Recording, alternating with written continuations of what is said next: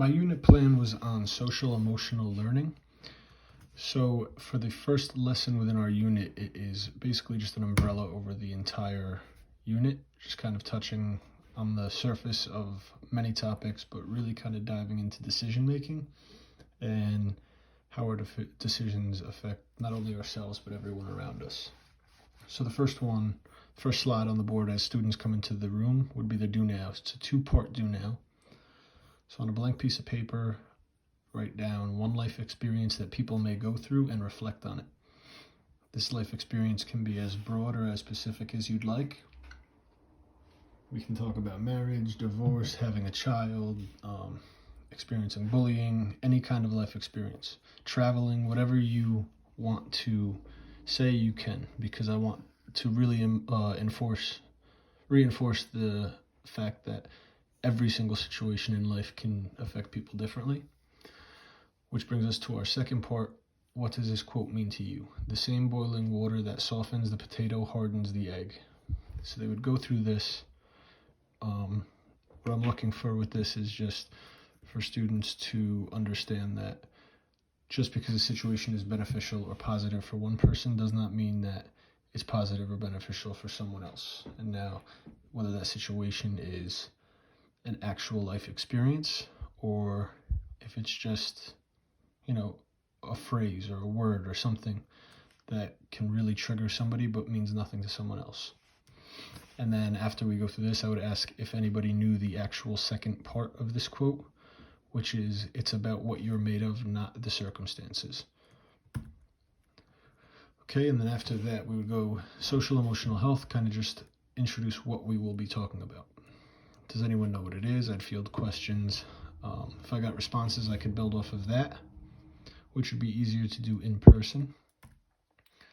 And then after that, we would just kind of touch upon the 8 most critical elements of social and emotional health, which is decision-making, self-awareness, self-management, social awareness, and relationship skills.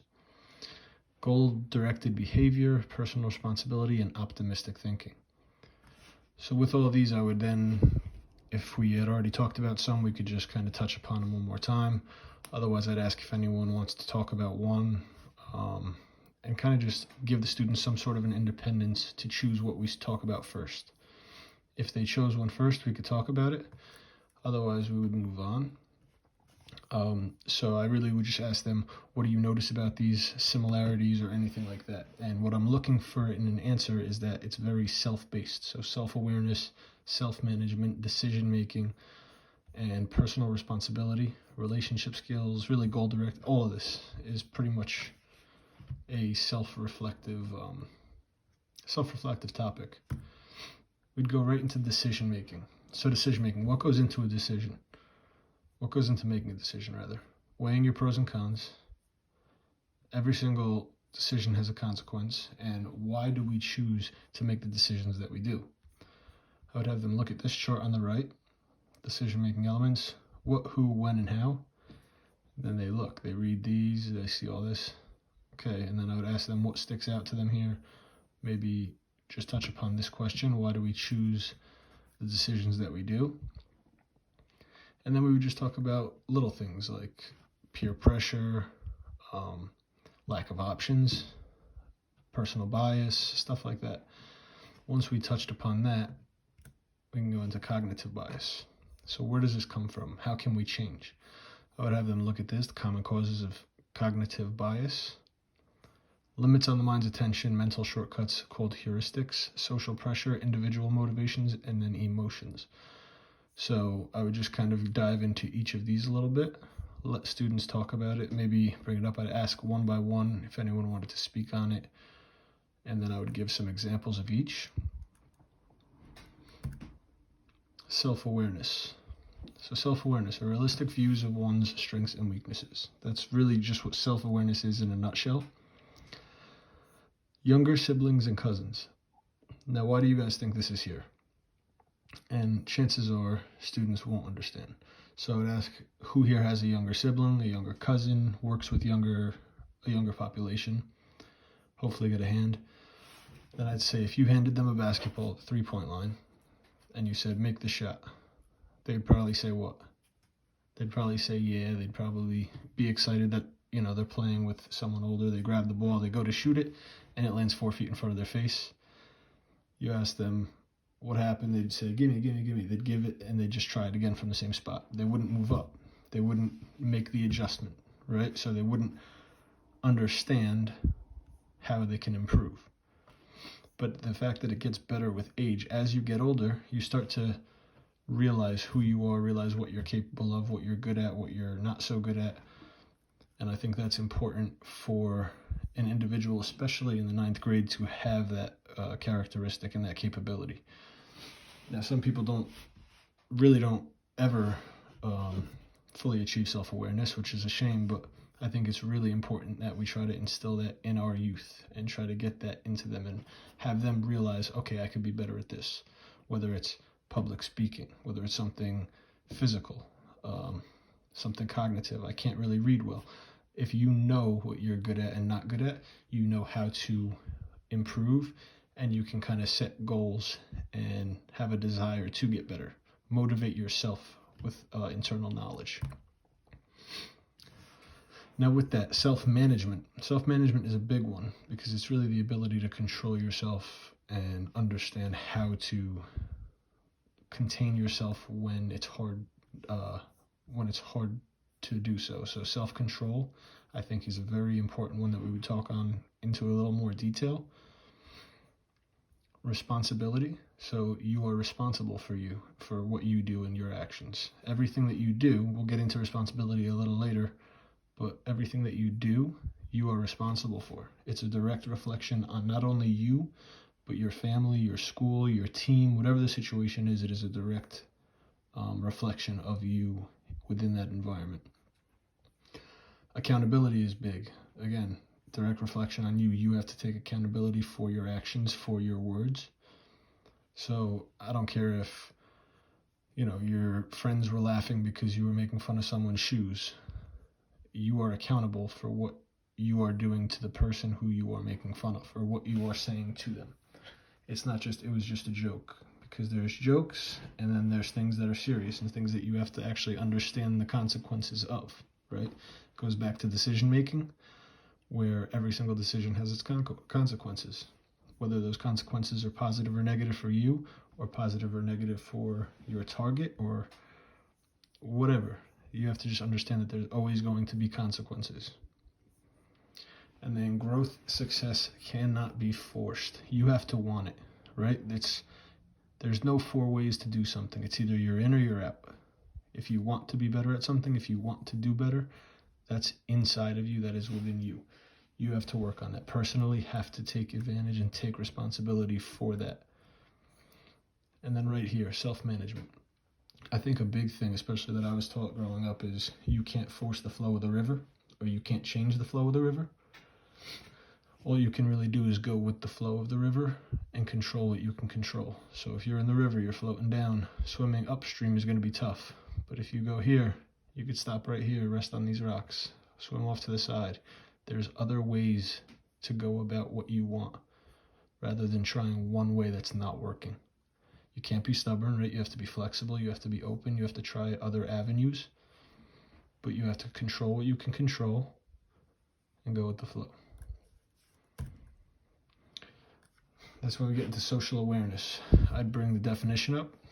I would read it or ask a student to read it, or allow them to read it by themselves as it would be on the blackboard. But the definition is just the ability to take the perspective of and empathize with others, including those from diverse backgrounds and cultures. The ability to understand social and ethical norms for behavior and to recognize family, school, and community resources and supports. After they read this, I would just say, what are some topics today that require a high level of social awareness? Now, in this, we're looking for educational reform, prison reform, the Black Lives Matter, healthcare, all different things that are, there's inequality among our social structure. So just because you have healthcare does not mean that your classmate has healthcare. Just because your parents have a lot of money, or you're in a fortunate situation, or you have loving parents and a good household, doesn't mean that your classmate necessarily does. So being able to share others' feelings and put yourselves in their shoes, that is empathy. And we would get to that. I wouldn't really disclose what the definition is before I asked. And then I would just say, how can we improve our levels of social awareness? And just kind of see where students are at and what they think about that. Next one we would go is relationship skills. Kind of builds off of empathy. Being able to share his feelings, it means that you respect them, you're acknowledging them, it's important to you that they feel recognized, they're respected, supported, treated fairly, all of that. So they would look at this chart, pick out a few that stick out to them, and then just go over these. These are the main five most common answers. So communication, respect, boundaries, trust, and support. And then I just hammer home that nothing is possible without communication. If you can't talk to one another, you can't get anything done. Then I would go into a breakout room activity. 3 total breakout rooms. Group 1 would have goal-directed behavior, specifying goal-oriented versus goal-driven. Group 2 would take personal responsibility. Group 3 would take optimistic thinking. Each group will research their assigned topic, 1 speaker per group.